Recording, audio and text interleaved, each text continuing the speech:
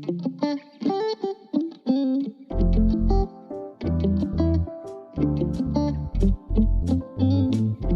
welcome to a Bird and Bird podcast episode.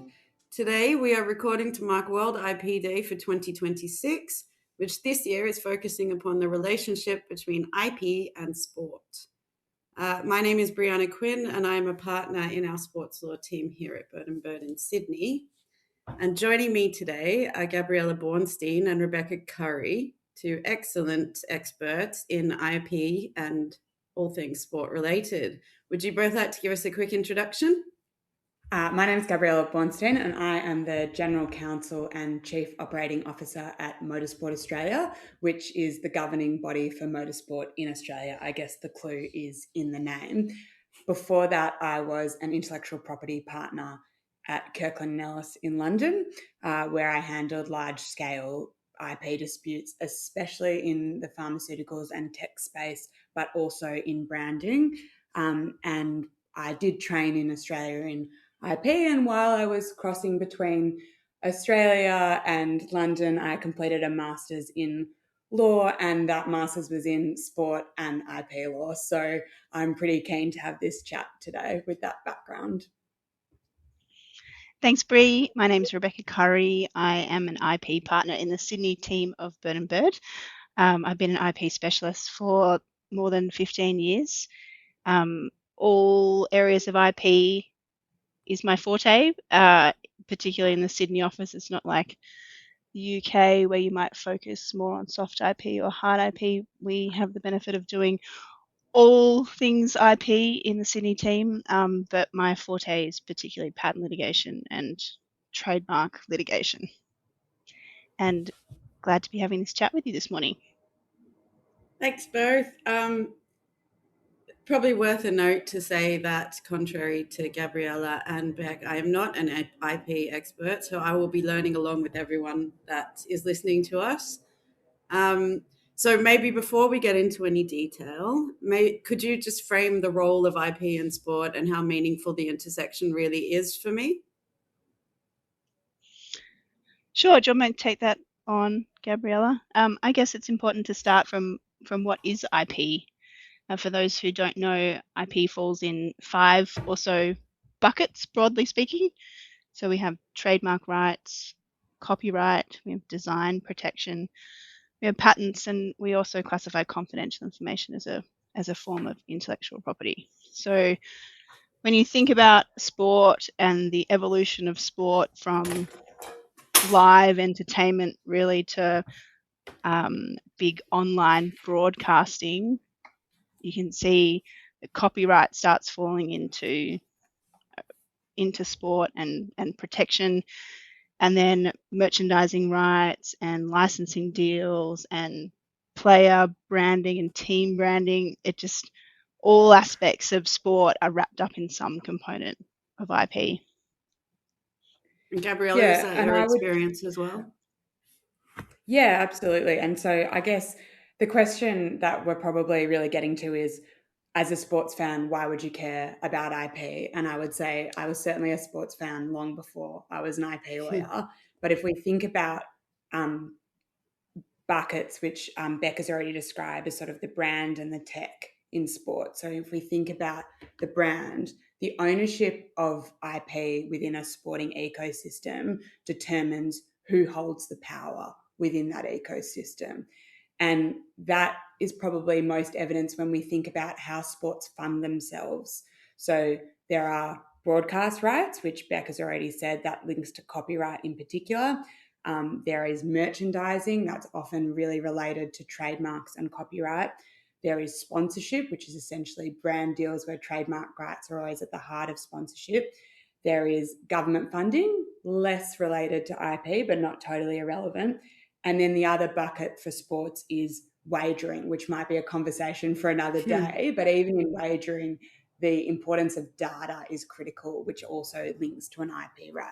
So that's on the branding side. And then if you think about technology in sport and how that makes, how that flows through, we're always looking at technological advances in sport, and technology tends to be protected by either patents or confidential information.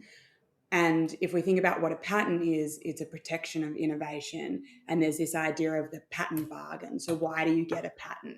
It's you saying, we'll protect your invention for a period of time, often 20 years. But in exchange, you have to show us exactly how you've made that invention. And this is really important in sport because we see technology changing all the time, but we don't necessarily always see that as being patented inventions. So it might be because you have, take Formula One for an example, which is a really high-tech sport, but you don't see a lot of patents. And that's because the technology is changing really quickly. So the value of a 20-year protection right isn't that high. Or it might be because you want to keep things confidential, which is still an IP right. So where do we see it? We see it a lot in wearables. We see it a lot in AI-led inventions. And this is something that is both at the forefront in sport, but it's also in the forefront of what's happening in IP law, where you have all these issues around computer implemented inventions and what impact AI has on patents. So as you can see, what we really see is that the sporting ecosystem, the modern sporting ecosystem, is defined by IP rights. Do you see a lot of design rights in the Formula One space if you're not looking at patent protection, like the shape and configuration of something? Similar issues as with patents where design rights, again, you have that protection around for a period of time, and then you have to declare it and share it, similar to a trademark. And so what we find in most cases is that the design is moving too quickly for people to really bother to invest in those design rights. Yeah. And so the short answer is no, we don't see a lot of it. But what we do see, and this is another feature, both in the trademark space and the design space across sport, is there tend to be shapes or images that everyone wants to use. So classic example in motorsport would be the checkered flag. So you see that across all branding, and then it becomes, well, how do you make that your own, and how do you protect your brand around that? And that's not to say that all sports inventions move so quickly that they wouldn't investigate patent protection in particular markets. Absolutely For example, not. like prosthetic legs and limbs, examples of things that are the subject of patent protection in various jurisdictions that are used a lot in Paralympic competition. Yeah. And also safety features. So you see a lot with helmets, but then also patents that you wouldn't necessarily think of. So there's, it would be in the public domain now, but there was a patent in table tennis when they first invented a folding table tennis table. Now, that's not necessarily a tech advancement, but if you think about pretty much every sport will have in their strategic plan increasing participation. And if you think about the impact of being able to fold your table tennis up and put it behind the couch or thereabouts, that is a significant advancement in table tennis. And that's also something that received patent protection. So it's not necessarily just the kind of what we think of now as high tech that can be patented and that can have a really substantial impact in the success of a sport. That's so funny. You know, at the beginning you both said, "Oh, it's broader than you can possibly think of," and then you come with an example like a folding table tennis table, and I say, "Yes, okay, I see the point." With that introduction made, what do we think about kind of the intangible nature of what makes sport valuable? So here I'm thinking about brand, moments, stories, data. I know that, Gabriella, you mentioned the image of the checkered flag. But are there any other intangibles that you can think of related to IP? It's funny because you're using intangible in the kind of pure sporting sense of what makes sport something that we love, but intangible is sort of a technical IP term as well in terms of the type of property right it is.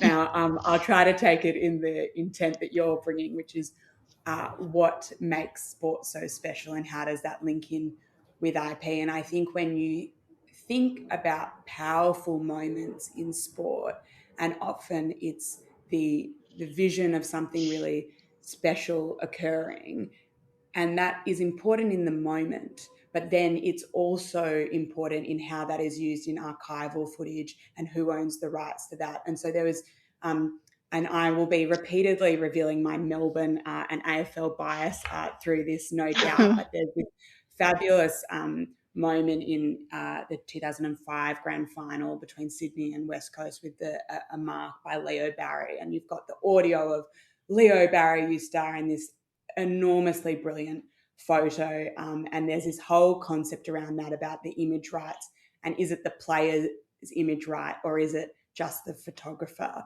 and the broadcast? And there's this question about who's the central character, but it's it's a pack mark, but really this is a player who has won the grand final with this phenomenal moment that still holds 20 years later. And so in that case, 20 years ago, Leo Barry the system was not set up in terms of individual power of athletes. And so he didn't profit from that. But if that same instance were to happen again now with the way athletes have changed, I think we might see a different result. And so the intangible, and you mentioned storytelling, it's who holds the power to tell stories and who owns the output of those stories. And so much of that is linked to who owns the footage of key moments or the audio of key moments. I think there's a more recent example too with Taylor Harris from the AFL and an image of her that was ultimately put on badges and T-shirts and distributed, kicking a goal, I believe, in the final. And that was the subject of a allegation and a statue. Copyright. So we can now cross from we can have a copyright design overlap discussion, which we won't do because that's extremely technical. That will bore everyone's pants off. Yeah. But I think that one's also interesting because that image that became bigger than just the image itself and the IP, because she actually got a lot of abuse online in relation to her kicking style and in relation to these specific images of her. And it just shows, how big one photo can be. Yeah, and it's a really good example there of that conflict between, what the game might be trying to achieve and what the athlete experience of that is, and that can go either way. So in this example, it was quite negative for her at a personal level and not necessarily receiving the kind of upside other than the notoriety, whereas there are other examples where you see, players really are able to really develop their own brand and hold on to it, even through changes in sponsorship and changes in teams and things like that. So that's a real theme in terms of where we see IP moving in terms of athletes versus clubs or leagues versus organising bodies and things like that. And individual athletes are becoming better at their own IP protection, whether that be their names. You see more often than not now the big tennis players, Serena Williams, or football stars, or even F1 drivers, Lewis Hamilton, all having registered trademark protection for things such as merchandise and I believe Serena Williams's jewelry. So it's definitely something that they're all more cognizant of, and all trying to, I guess, exploit in their own way to facilitate some wide-ranging endorsements with or collaborations with other brands. And there must be such a a tension between the competing rights, because I know there was this iconic picture of Gabriel Medina at the Olympics, and it's him up in the air and his surfboard up in the air just above the water. And there you would have these competing rights. You've got a photographer, you've got the athlete, you've got the IOC and the massive Olympic brand. So I guess that it's such a thing for every single party to be thinking about, negotiating, putting into contracts and really dealing with it proactively instead of reactively. Would you agree with that? Yeah, absolutely. And that's a really great example about the point that I raised earlier around that the ownership of IP determines who holds the power in the sporting ecosystem. So, with most global events like an Olympics or a World Cup, the power is extremely concentrated in the kind of top line. And so, there's essentially no rights for anyone else to hold. So, again, that's this extraordinarily beautiful and powerful picture, and uh, the individuals involved in it are not likely to see the kind of economic return, although the benefit of being associated with it is not nothing, but it's not the same as someone who can then merchandise that picture or, sell it along or license it or do all of those things. And I guess that's what we think about when we think of all of these aspects. There's technology, there's globalization, there's commercialization, and you've touched on all of them and how they've basically just elevated IP to the center of the sports business. And it kind of ends up touching upon everything within sport, as the message was right at the beginning of what we were talking about. Um, Maybe, as someone who would love to learn a bit more of the specifics, would you both mind drilling into, one of the more visible and I think in some ways more personal areas of sport, like trademarks and branding?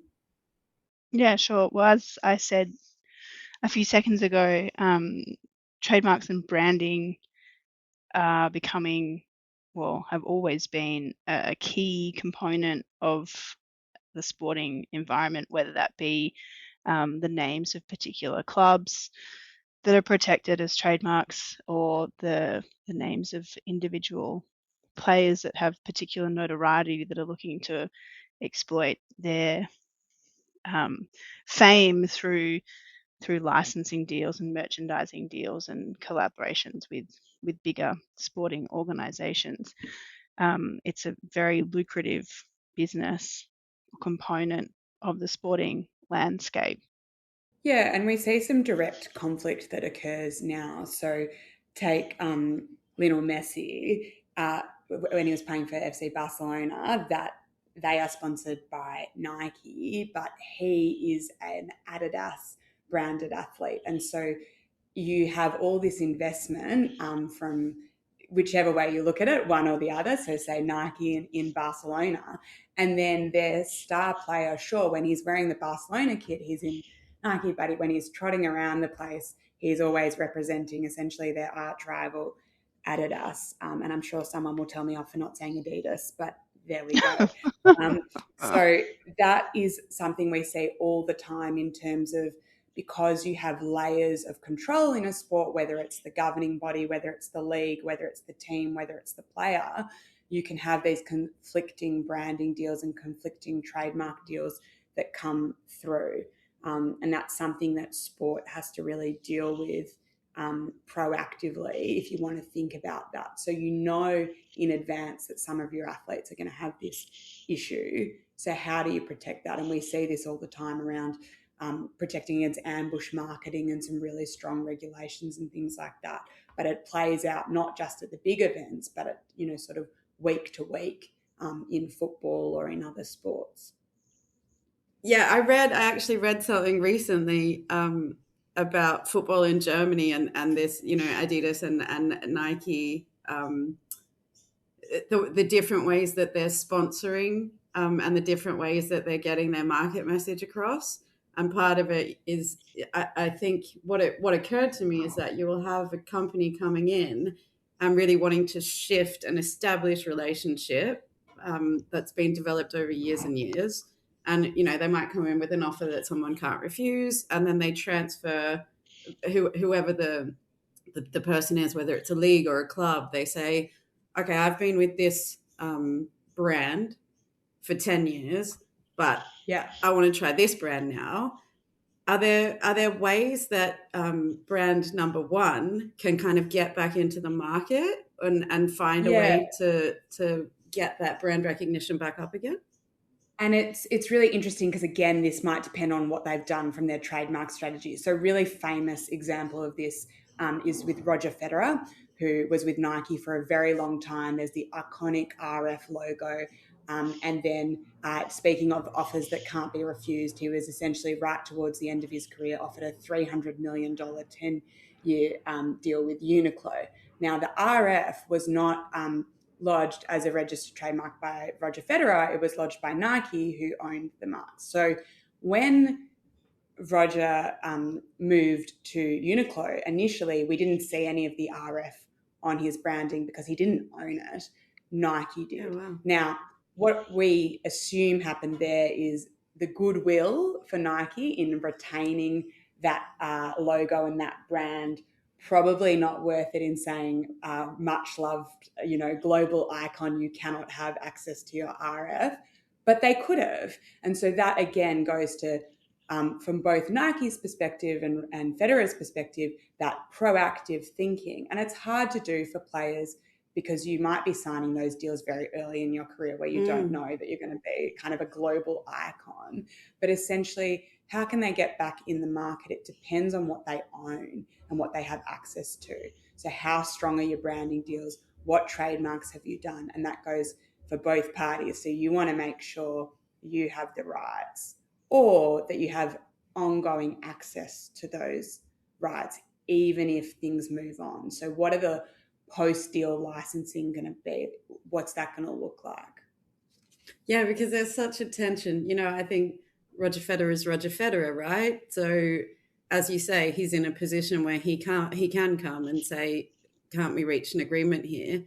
Whereas for the athlete who's not Roger Federer, they might be wanting to think in advance of what can I do to set myself up in this deal so that I have protections afterwards.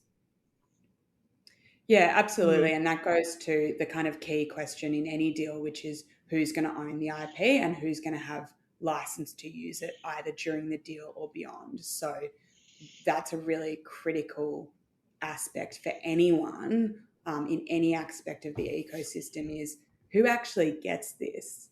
And this might be the same if you're doing a joint venture as an organisation and someone else is taking the footage. Who owns that footage? What happens at the end of the joint venture? Who's going to get the access to the archives? What happens to existing material? All of those things are these proactive questions that people need to be asking themselves. Raises an interesting problem too for organisations like Nike when those relationships do come to an end. If you purported to try and continue to use logos like RF when you've got no relationship anymore with Roger Federer from an ACL perspective, or I should say misleading and deceptive conduct perspective, that you have some sort of affiliation or sponsorship continuing with Roger Federer when you don't, raises some interesting legal questions. Yeah, and I expect that's ultimately why, along with the kind of goodwill aspect, they decided not to really hold fast to it. And this is something, this moving that you see a lot can be also really notable in club rebranding, which we see a bit of as well. And that might be really simple, just updates of logos. Or you can have this really challenging aspect of, and this, you see this a lot, particularly in the US, where rebranding for sort of social reasons. So you had, the Washington Command, or they're now the Washington Commanders, they were the Washington Redskins. But actually when they tried to rebrand and make that trademark application, it was originally rejected because there had been similar trademarks filed by people trying to guess what the new name would be. Wow. And so, there was also an earlier trademark, I think, of Commanders Classic, which was an annual Army versus Air Force, football match. And so what do? How do you deal with this? Often, and we won't go too much into convention priority, but often what you can do, so very similar example, the Cleveland Guardians, who are rebranding from the Cleveland Indians, they filed their trademark in Mauritius first, which doesn't have a great electronic filing system. And so that when they wanted to get it in the US, they were able to take that filing priority and have it ahead of people who might have been guessing. So I guess that's showing how early you have to think of these things.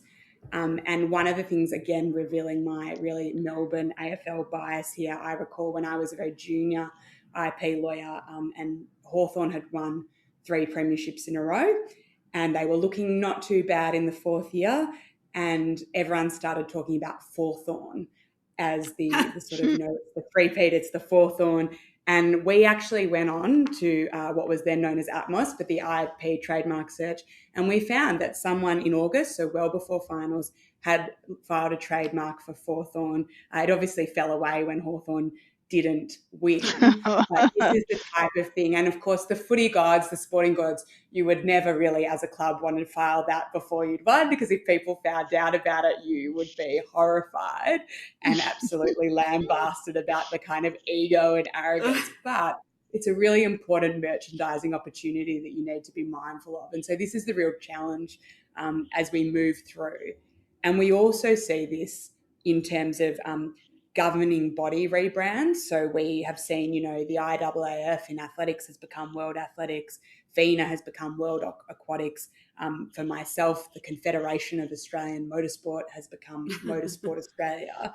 And that can be quite straightforward in terms of the simple rebranding. So you just get a trademark for Motorsport Australia.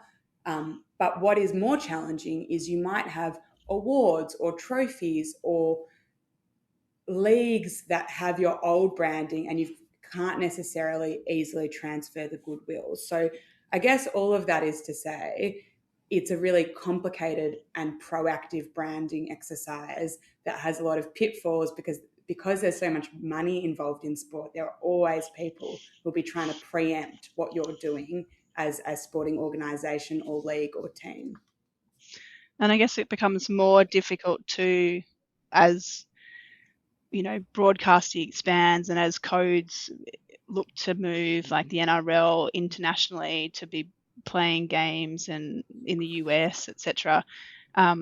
What was an Australian-based brand becomes an international brand, and you don't necessarily have the rights to use particular marks in foreign countries because trademarks operate nationally.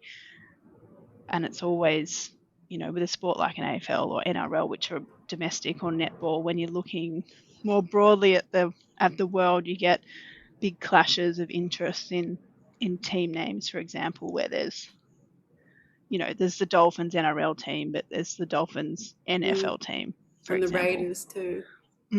Yeah. Starts creating a whole host of other lovely issues.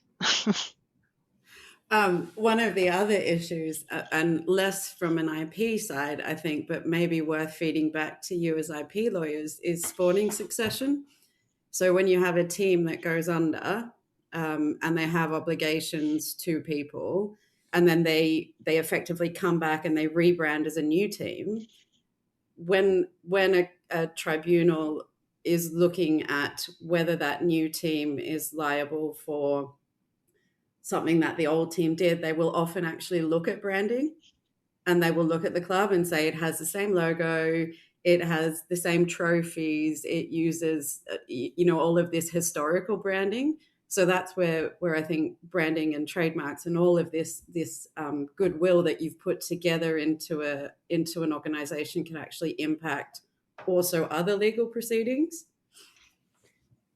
Yeah, absolutely. And I think, we'd want to get our insolvency lawyers on the call for the kind of Phoenix branding and phoenixing of companies. But that's absolutely one of those points, is when for some businesses or organisations, IP is a side project and you might just have your brand name and that's it. But I think what we're seeing again more and more is the centrality of IP to sporting organisations. So when you look at in these other areas of law, the question of, is this really the same company? Then in the case of a sporting organisation or a sporting team, then IP is going to be one of those questions that you really look at. I think maybe just one last question on this trademarks and branding topic.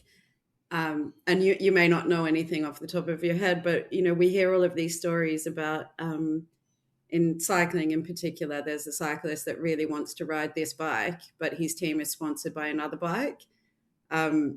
And so, you'll hear about them covering up the logo of the bike or, maybe covering up logos on a shoe if they don't particularly like the shoe that they're supposed to be wearing.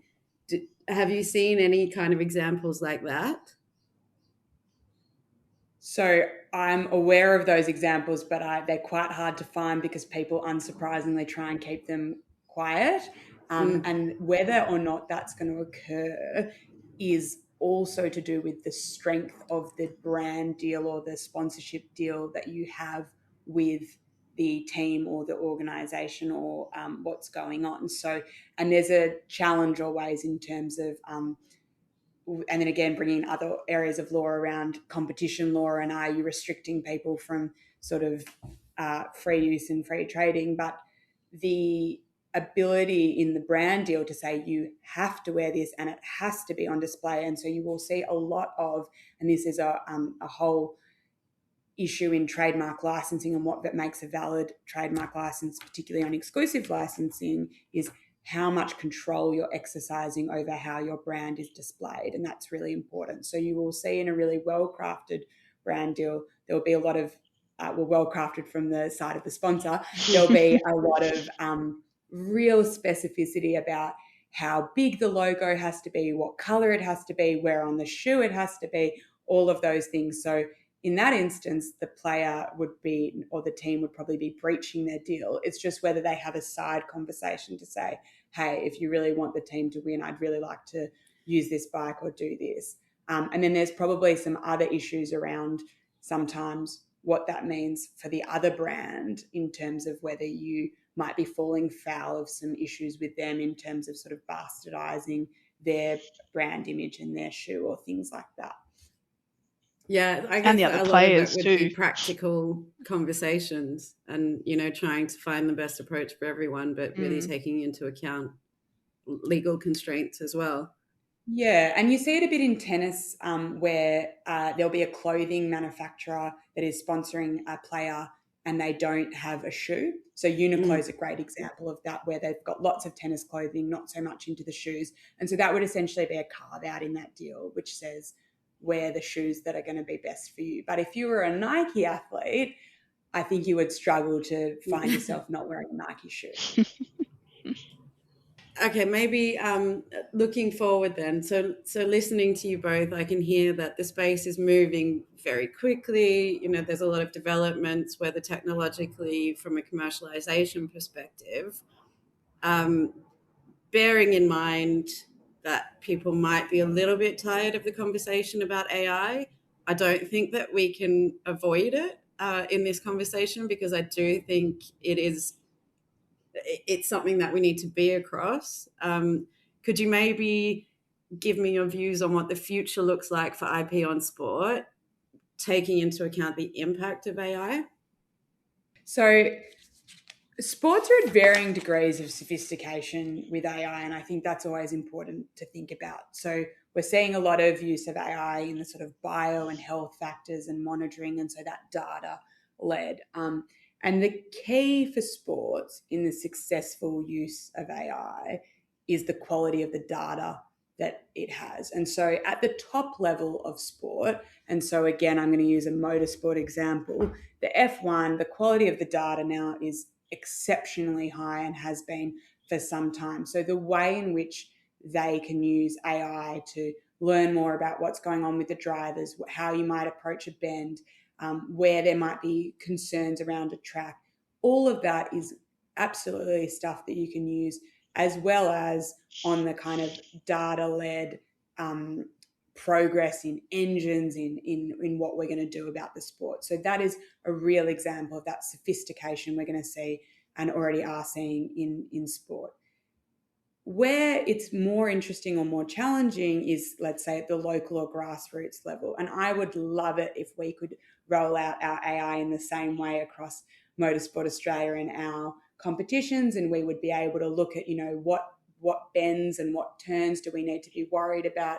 Where are we concerned in a rally course? What do we need to know when we set up an off-road course?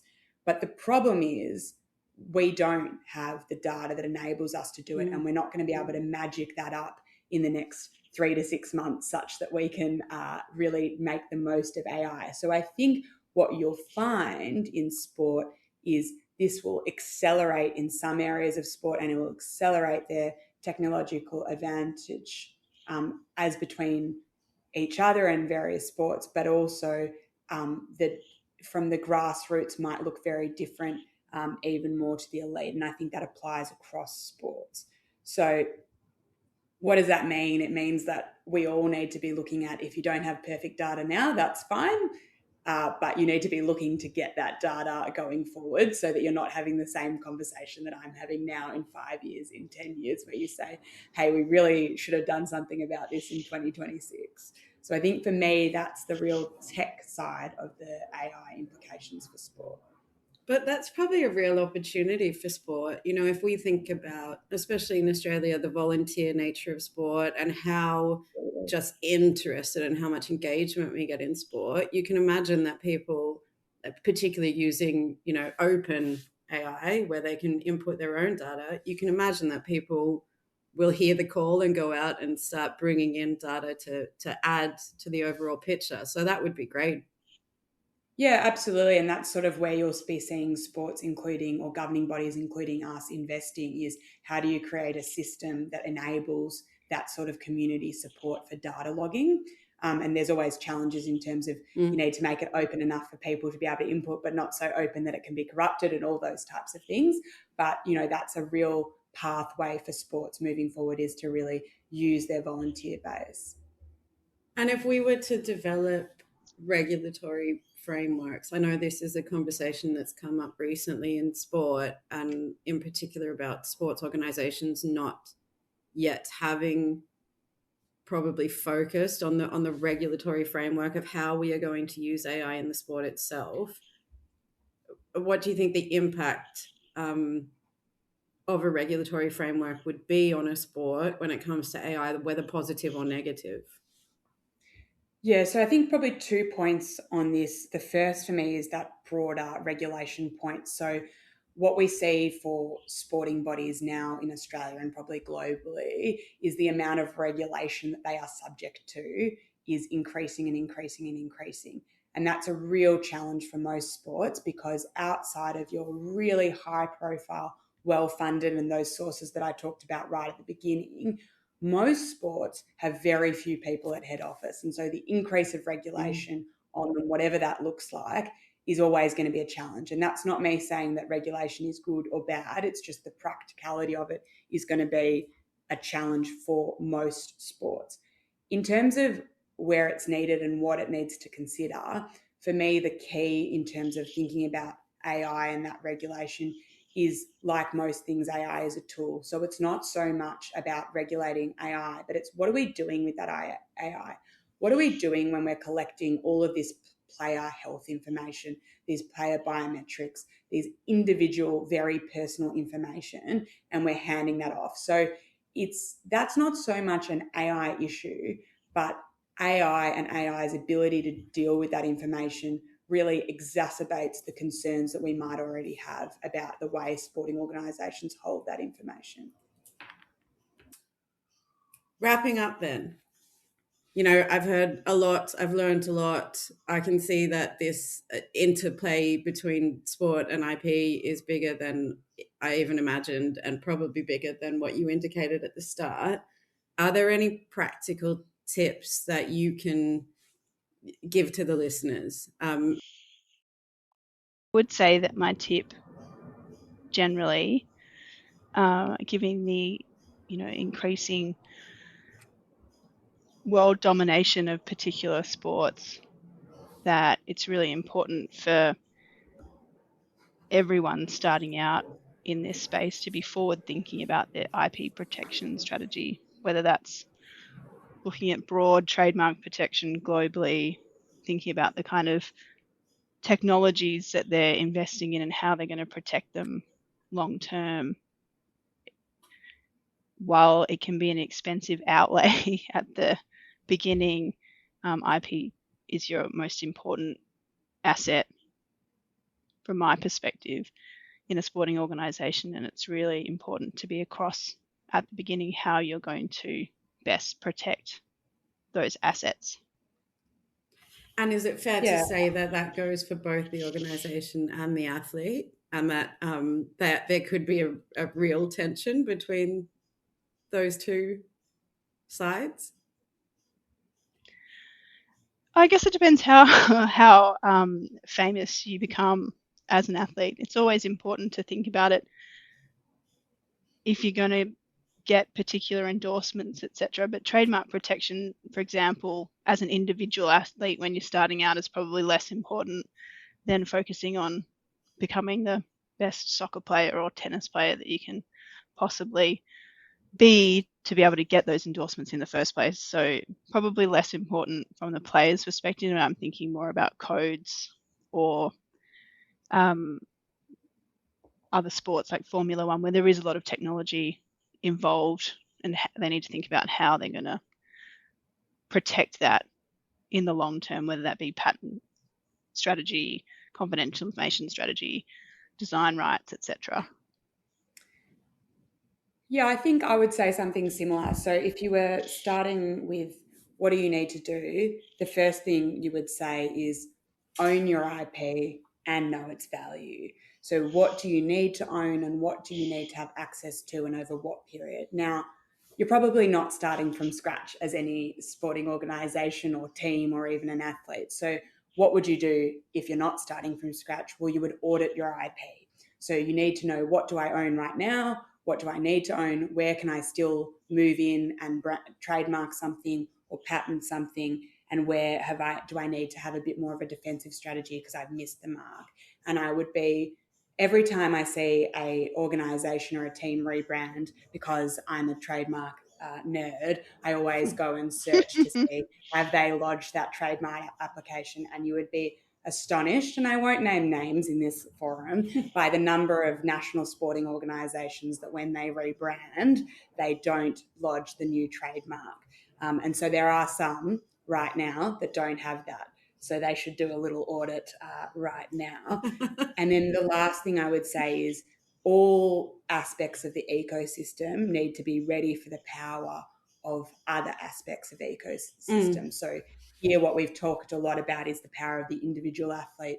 And so if you're a team, you need to be thinking about that, and vice versa. If you're an individual athlete, you need to think about who are the other pieces of the puzzle that might have rights here. And so the theme, which we've heard a lot of already, is you need to be proactive around protecting your IP, because it's not something separate to how sporting organisations or teams work. It's central to your ability to monetize your sport, which is what all sports need to continue to be successful. Okay, so I think just to wrap up, I wanted to say this has been a really fascinating conversation for me, at least. I hope for you too. I know that we're getting down into some basics, and I really thank you for coming on and sharing your insights with us. I do think that the whole conversation's just shown us how central IP is to every corner of the modern sports industry. And most importantly, that we need excellent lawyers like the two of you to help us out with that. So thank you, Gabriella. Thank you, Rebecca, for taking the time to share your thoughts and your expertise and educate all of us today.